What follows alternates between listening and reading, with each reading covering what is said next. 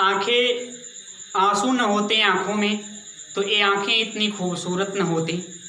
आंसू न होते आंखों में तो ये आंखें इतनी खूबसूरत न होती। दर्द न होता तो खुशियों की इतनी कीमत न होती। अगर मिल जाता है सब कुछ मांगने से ए मेरे दोस्त, तो दुनिया में मेहनत करने की ज़रूरत नहीं होती। मेहनत करने की ज़रूरत नहीं होती। हाय स्टूडेंट्स, मैं आपका राहुल सर अपने सरोदय ग्रुप के इस नए लेक्चर में आप सभी को सत श्री अकाल, राम राम, सलाम अलैकुम। बहुत बहुत धन्यवाद आपका जो स्नेह और आपका सहयोग मिल रहा है। तो प्यारे बच्चों, आज की जो टॉपिक हम शुरू करने वाले हैं, शून्य कोट की अभिक्रिया तो हमने पढ़ के ख़त्म कर लिया है पिछले लेक्चर में। लास्ट लेक्चर में सब कुछ समाप्त हो गया था। शून्य कोट की अभिक्रिया किसे कहते हैं, यानी definition of zero order reaction, उसके एग्जाम्पल्स उदाहरण, वेग स्थिरांक के लिए व्यंजक, वेग स्थिरांक का मात्रक और अर्ध आयु के लिए व्यंजक तथा एनसीईआरटी क्वेश्चन। अब आज के टॉपिक में हम आपसे बात करेंगे प्रथम कोट की अभिक्रिया के बारे में, फर्स्ट ऑर्डर रिएक्शन। तो आज की पढ़ाई करने वाले हम लोग हैं प्रथम कोटि की अभिक्रिया यानी first order reaction. Today we will be study about the definition of first order reaction. आप कैसे परिभाषित करोगे प्रथम कोटि की अभिक्रिया को? How can you define the first order reaction? आप प्रथम कोटि की अभिक्रिया को कैसे परिभाषित कर सकते हो? तो आप बताइए, हम आपको सिखाए थे कि नहीं? सिखाए जरूर थे कि आप अभिक्रिया की कोटि को कैसे परिभाषित करते हैं और शून्य कोटि की अभिक्रिया को कैसे आप उसकी परिभाषा बताते हैं। एकदम उसी तरह की परिभाषा है। देखो भाई, अगर ये कोई आर अभिकारक है, आर, और ये बदल रहा है, यह आर प्रोडक्ट में बदल रहा है, यह आर जो है प्रोडक्ट बना रहा है। अब इसकी दर लिखेंगे जब, तो आर बराबर के वेग स्थिरांक into active mass of R के पावर n आप लिखते हैं n कोटि की अभिक्रिया के लिए। यानी आर अभिकारक पी प्रोडक्ट में अगर चेंज हो रहा है तो आर बराबर आप लिखते हैं k इंटू आर के पावर स्मॉल n। और यहाँ भाई जो स्मॉल n है वही अभिक्रिया की कोटि होता है। तो शून्य कोटि की अभिक्रिया के लिए आप कहते हैं a पावर 0 होता था। तो आप कहते थे कि ऐसी अभिक्रियाएं जिनकी दर अभिकारक की सांद्रता के शून्य घात पर निर्भर करती थी उसको आप शून्य कोटि की अभिक्रिया कहते थे। अब प्रथम कोटि की अभिक्रिया के लिए भाई ये 1 हो जाएगा, यानी R बराबर K into active mass of R के पावर 1। अब जब R बराबर K into active mass of R के पावर 1 होगा तो अगर शून्य कोटि की अभिक्रिया आप बखूबी पढ़े होंगे तो इसकी डिफिनीशन बना सकते हैं। आप कहेंगे ऐसी अभिक्रियाएं जिनकी दर अभिकारक की सांद्रता के, ऐसी अभिक्रियाएं जिनकी दर अभिकारक की सांद्रता के 1 घात पर निर्भर करती है, 1 घात पर निर्भर करती है, उसको आप कहेंगे प्रथम कोटि की अभिक्रिया। वे अभिक्रियाएं जिनकी दर अभिकारक की सांद्रता के 1 घात पर निर्भर करती है उसको आप कहेंगे प्रथम कोटि की अभिक्रिया। तो इस तरह से आप पहली परिभाषा बताएंगे और एक और तरीके से मैं आपको अभी बता सकता हूं, यानी इस अभिक्रिया की दर अभिकारक की सांद्रता के 1 घात पर निर्भर करती है। बात समझ में आई? चलिए तो लिख देते हैं डिफिनीशन, और आज पहले ए लिखते हैं कि टॉपिक आज की है प्रथम कोटि की अभिक्रिया। प्रथम कोटि, प्रथम कोटि की अभिक्रिया।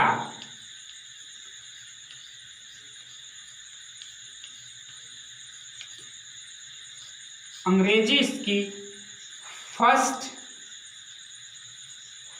भाई order reaction, first order reaction, प्रथम कोटि की अभिक्रिया। चलिए, अब हमने कहा कि ऐसी अभिक्रियाएं जिनकी दर अभिकारक की सांद्रता के एक घात पर निर्भर करेगा, एक घात पर, उसको आप प्रथम कोटि की अभिक्रिया कहेंगे। तो आइए लिखते हैं परिभाषा। वे अभिक्रियाएं, यहां से लिख देते हैं, वे अभिक्रियाएं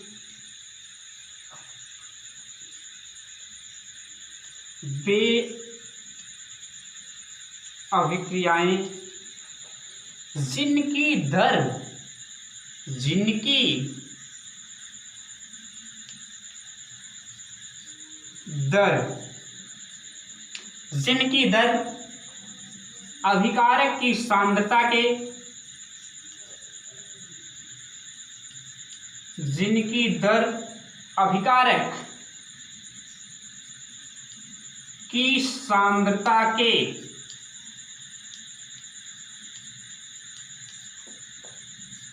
अभिकारक की सांद्रता के शून्य घात पर नहीं, एक घात पर, सांद्रता के एक घात पर,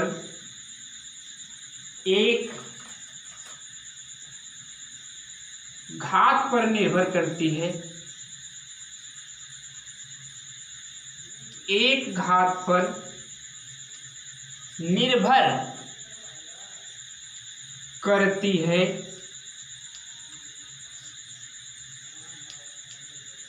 प्रथम कोटि की अभिक्रियाएं कहलाती हैं। प्रथम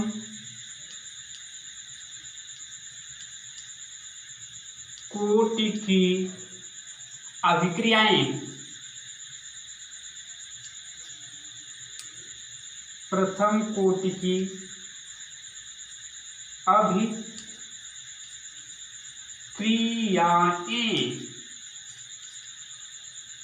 कहलाती हैं।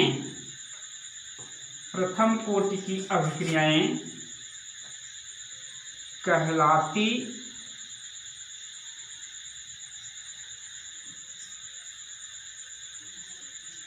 हैं।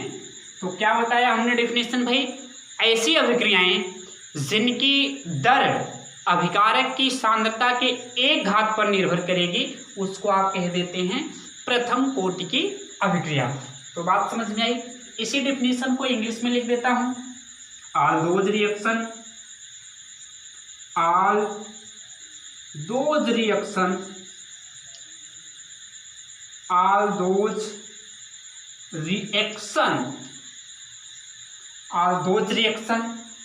in which rate depends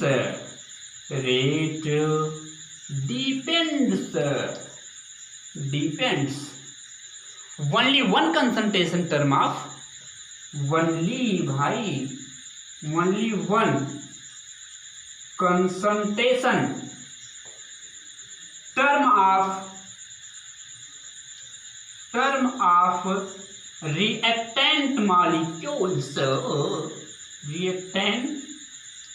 reactant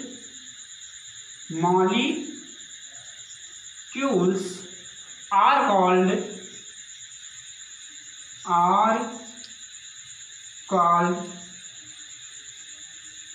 first order reaction.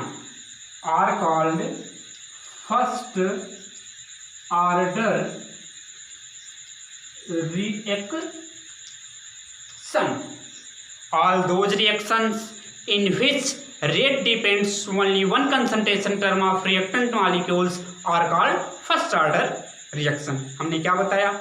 वे सभी रासायनिक अभिक्रियाएं जिनकी दर अभिकारक की सांद्रता के एक घात पर निर्भर करेगी, प्रथम कोटि की अभिक्रियाएं कहलाएंगी। All those reaction in which rate depends only on concentration term of reactant molecules are called first order reaction. तो बात समझ में आई। देखो भाई, अब इस तरह से अगर एक अभिक्रिया R और इसमें प्रोडक्ट P बन रहा है, तो इसकी जब आप दर लिखेंगे तो R बराबर लिख देते हो भाई K into active mass of R के पावर 1, क्योंकि अभिक्रिया प्रथम कोट की है और 1 पावर नहीं भी लिखी जाती है तब भी मतलब 1 पावर, या दर का फार्मूला आप ऐसे लिख देते हैं माइनस का D active mass of R upon dt equal, इसको K1 से भी दिखा देंगे क्योंकि प्रथम कोट की अभिक्रिया है, या सिंपल K से दिखाइए, इससे परेशान न होइएगा, बराबर K1 into active mass of R। देखो भाई, इस समीकरण को दर का अवकलित समीकरण कहते हैं क्योंकि इसमें D है, अवकलन है, तो इसको प्रथम कोट की अभिक्रिया के लिए दर का अवकलित समीकरण भी कहते हैं। इस नाते हमने लिख दिया। तो ए रही पहली डेफिनेशन, तो आपको समझ में आई होगी। रिवाइज कर लीजिएगा, ध्यान से पढ़िएगा, पिछली वीडियो देख लीजिएगा और इसको शॉर्ट स्क्रीन करिए और अगले परिभाषा में आपको बताता हूँ। कर लीजिए शॉर्ट स्क्रीन। ये अवकलित वेग समीकरण है प्रथम कोट की अभिक्रिया के लिए क्योंकि इसमें डी आया है, अवकलन। ठीक, चलो भाई मिटा देते हैं। अब जैसे एक बात आपको बताऊं, जैसे मान लो किसी परिवार में 5 सदस्य हैं और उनके जो परिवार का भरण पोषण है वह एक व्यक्ति पर निर्भर कर रहा है जिसको आप पापा कहते हो, गार्जियन। बात समझ में आई? तो वह प्रथम कोट की अभिक्रिया होगी, यानी जो आपके पारिवारिक खर्च की दर होगी वह एक लोगों पर केवल निर्भर है, आपके पापा पर। उनसे ही प्रभावित होगी कि वह अगर बढ़िया कमाएंगे तो परिवार बढ़िया चलेगा, अगर खराब कमाएंगे तो परिवार बेहतर ढंग से नहीं चल पाएगा। तो केवल उन्हीं एक लोग पर निर्भर कर रही है परिवार की भरण पोषण या पारिवारिक खर्च। तो कोटि क्या होगी? एक। तो समझ में आ गई होगी बात। अब मिटा देते हैं इसको और आगे चलते हैं भाई अपन दूसरी डिफिनेशन की तरफ। और दूसरी डिफिनेशन आपको बता दें क्या है। दूसरी डिफिनेशन आप जो रेट लॉ से लिखते हैं वह सब में सेम लैंग्वेज, एक को आप परिभाषित करेंगे, एक शून्य कोट की अभिक्रिया को, सारी कोट की अभिक्रियाओं को आप बहुत आसानी से बता लेंगे, बस अध्ययन में लगे रहिए। तो कह सकते हैं, या दूसरी डिफिनेशन है। और क्या है दूसरी डिफिनेशन भाई? वे सभी अभिक्रियाएं वे सभी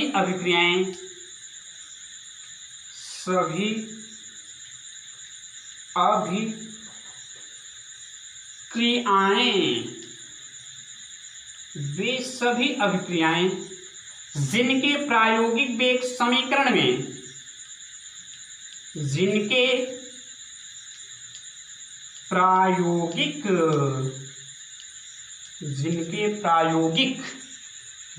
समीकरण में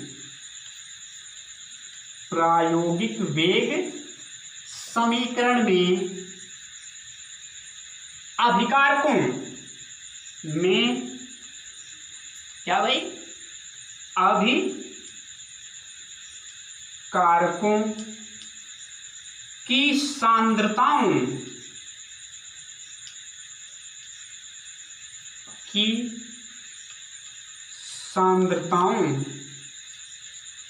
की घातों का योगफल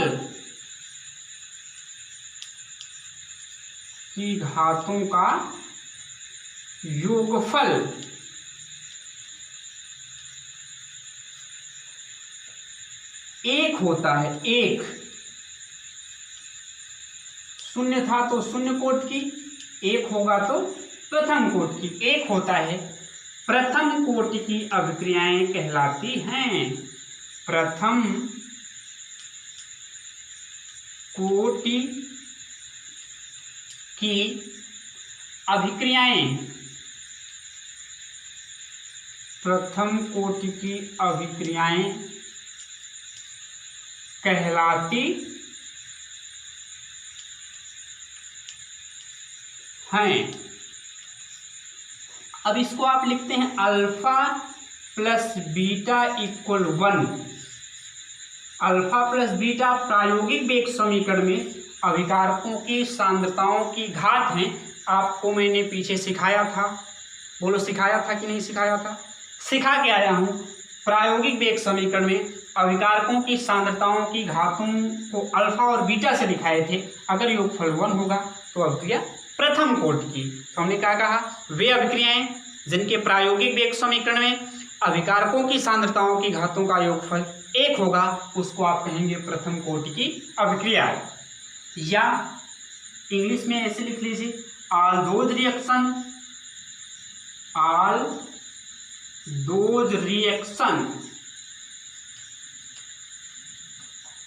in which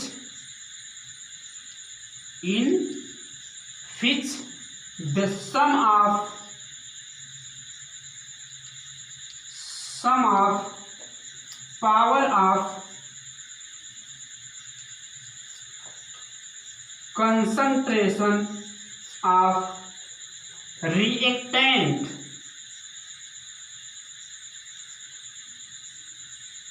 reactant molecules is 1. All those reactions in which the sum of power of concentration of reactant molecules is 1 in experimental rate law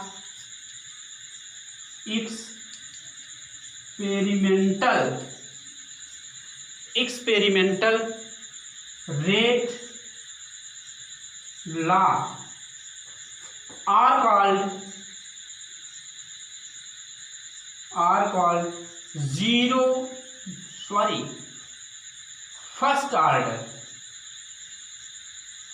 first order reaction. All those reactions in which the sum of power of concentration of reactant molecules is 1 in experimental rate law are called first order reaction. ये भी definition आप समझ गए। तो short screen कर लीजिए, यहाँ भी लिख सकते हैं अल्फा प्लस बीटा इक्वल 1, फिर alpha and beta is the power of concentration of reactant molecules. Clear students, समझ गए होंगे। चलिए अब इसके कुछ जानदार सा एग्जाम्पल बता देते हैं। चलो भाई उदाहरण की तरफ ले चलते हैं आपको। किसके उदाहरण की तरफ? प्रथम कोटि की अभिक्रिया के उदाहरण की तरफ आइए। और बहुत महत्वपूर्ण एग्जाम्पल इसको हमने उठाया है एनसीईआरटी से और बोर्ड से, जो इम्पॉर्टेंट हैं क्योंकि पूछे जाते हैं। देखो भैया, फर्स्ट एग्जाम्पल लिख रहा हूँ, बहुत इम्पॉर्टेंट है। N2O5, इसका अपघटन, यहाँ डेल्टा उल्टा भी कर सकते हो, ताप दे सकते हो, मतलब टूट रहा है। 2NO2 plus half O2। प्रायोगिक तौर पर यह पाया गया कि इसकी जो दर है यानी रेट R इक्वल K1 भी लिख सकते हैं या ओनली K लिखिए क्योंकि प्रथम कोटि की अभिक्रिया है। Active mass of N2O5। Question पूछा जाता है कि निम्न अभिक्रिया किस कोटि की है, कारण सहित बताइए। तो आप लिखेंगे प्रथम कोटि की, क्योंकि इसकी दर N2O5 की सांद्रता के 1 घात पर निर्भर करती है, यानी N2O5 के पावर 1 या 1 लिखो या न लिखो। यह इसका प्रायोगिक वेग समीकरण। एक K1 से मत परेशान होइएगा, K1 इसके लिए वेग स्थिरांक है, 1 के लिखिए, या प्रथम कोटि के लिए है इसलिए मैंने K1 लिख दिया। क्लियर भाई? या इसी रिएक्शन को कहीं कहीं ऐसे लिखा आप पाएंगे, या N2O5 डिसोसिएट होगा N2O4 प्लस हाफ O2 में, तब भी वेग समीकरण यही होगा। क्लियर? चलो भाई मिटा देते हैं इसको। दूसरा एग्जाम्पल हम आपको बता दें, जितने भी रेडियो एक्टिव तत्व होते हैं या रेडियो एक्टिव पदार्थ, उनका विघटन प्रथम कोटि की अभिक्रिया होता है। ये भी बहुत इंपॉर्टेंट है, यानी एग्जाम्पल नंबर फर्स्ट और एग्जाम्पल नंबर सेकेंड। 88 RA 226 इसका विघटन होता है, ये बनता है 86 RN 222 प्लस 2He4, यानी एक अल्फा कण निकल गया। तो परमाणु क्रमांक में 2 की कमी, परमाणु भार में 4 इकाई की कमी। ये रेडियो एक्टिवता की बात है। तो रेडियो एक्टिव पदार्थों का जो विघटन है, इसमें रेडियम 86 RN रेडॉन और He में टूट गया, यानी अल्फा कण में अल्फा निकला इससे। तो कह सकते हैं या RA RN और He में टूट गया। इसकी जो दर लिखेंगे, rate equal K1 into active mass of RA, K1 into active mass of RA। जितने भी रेडियो एक्टिव विघटन की अभिक्रियाएं होती हैं, सब की सब प्रथम कोटि की होती हैं। क्लियर बच्चों? चलिए एक आध एग्जाम्पल और बता देते हैं। C2H4 जब इसकी अभिक्रिया हाइड्रोजन के साथ होती है, H2 के साथ, ये बना लेता है C2H6। जो इसका रेट है प्रायोगिक वेग समीकरण, रेट बराबर होता है, क्या लिखेंगे भाई, रेट बराबर K1 into active mass of C2H4 के पावर 1 भी लिख सकते हैं। तो ये रही प्रथम कोट की अभिक्रिया के उदाहरण। बात समझ में आई? क्लियर? चलिए ये कुछ इंपॉर्टेंट हैं एग्जाम्पल, शॉर्ट स्क्रीन कर लीजिएगा। एक्सपेरिमेंटल रेट ला है, प्रयोग से पता चलेगा, समीकरण देख करके आप नहीं बता पाएंगे। क्लियर है? ठीक, चलिए अब इसको मिटा देते हैं।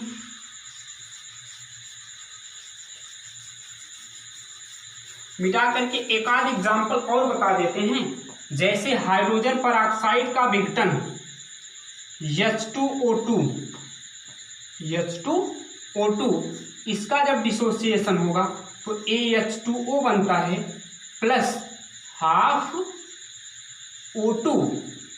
इसकी जो दर होती है, rate equal K1 into active mass of H2O2 के पावर 1 लिखिए या मत। तो विघटन अभिक्रियाएं हैं और रेडियो एक्टिव पदार्थों का अपघटन, ये अभिक्रियाएं प्रथम कोटि की होती हैं। तो ये कुछ महत्वपूर्ण उदाहरण रहे। क्लियर बच्चों? कर लीजिए इसको भी शॉर्ट स्क्रीन। अगर वीडियो पसंद आती है, आपको बेहतर समझ में आता है, तो लाइक और शेयर जरूर किया करिए। अब एक बात इसी में और चर्चा कर देते हैं। K1 का मात्रक, K1 का मात्रक, यानी इसके लिए जो वेग स्थिरांक का मात्रक होगा वह क्या होगा। K1 मतलब प्रथम कोट की अभिक्रिया का वेग स्थिरांक।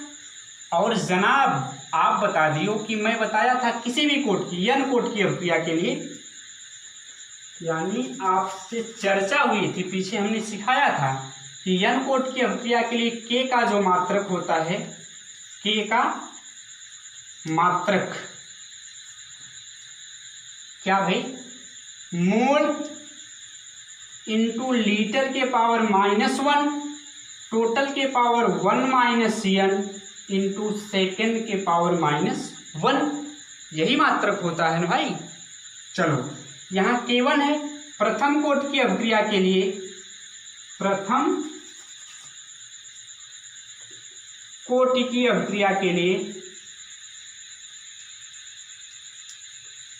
प्रथम कोटि की अभिक्रिया के लिए प्रथम कोटि की अभिक्रिया के लिए n बराबर 1 होगा। n अभिक्रिया की कोटि ही तो है, तो K1 का मात्रक हो जाएगा। अब K वेग स्थिरांक प्रथम कोटि की अभिक्रिया है, इसलिए मैं K1 लिख रहा हूं। तो K1 का मात्रक हो जाएगा क्या, मोल इंटू लीटर के पावर -1 टोटल के पावर 1 - 1 इंटू सेकेंड के पावर -1। तो लिख सकते हैं मोल इंटू लीटर के पावर -1 पूरे के पावर 0 इंटू सेकेंड के पावर -1। 0 पावर का मान 1, यानी मात्रक केवल होगा सेकेंड इनवर्स। K1 का मात्रक और यहाँ भी K1 का मात्रक। तो सिंपल कह सकते हैं कि प्रथम कोटि की अभिक्रिया के लिए वेग स्थिरांक का मात्रक सेकेंड इनवर्स होता है, यानी सेकेंड के पावर -1 होता है। या कभी कभी जब सेकेंड नहीं, समय को मिनट में मापी गई होती है, तो मिनट इनवर्स भी आप लिख सकते हैं। ये रहा K1 का मात्रक, यानी प्रथम कोटि की अभिक्रिया के लिए वेग स्थिरांक का मात्रक। ये कहाँ से आया है, पिछली वीडियो का सहारा ले लीजिएगा, मिल जाएगा। ये कैसे आया है, हर कोटि में आपकी मदद करेगा। बाकी और तरीके होते हैं निकालने के लिए, एक वेग स्थिरांक का व्यंजक निर्मित कराऊंगा, उसकी सहायता से निकालने बताऊंगा। तो आज की वीडियो यहीं समाप्त करते हैं। कैसी लगी वीडियो, अच्छी लगी होगी तो लाइक करिए, शेयर करिए और चैनल को सब्सक्राइब करिए, ताकि हमें भी आपका फीडबैक देख करके प्रेरणा मिले और हम और बेहतर कर सकें। तो कमेंट सेशन में ज़रूर बताइएगा फ्रेंड्स, ये वीडियो आपको कैसी लगी, और इसको लाइक करिए, शेयर करिए। फिर से नमस्कार, आदाब, सत श्री अकाल, गुड नाइट आप सभी का। धन्यवाद। Thank you for watching this video. आपसे आज की वीडियो में अलविदा लेते हैं। Bye bye students.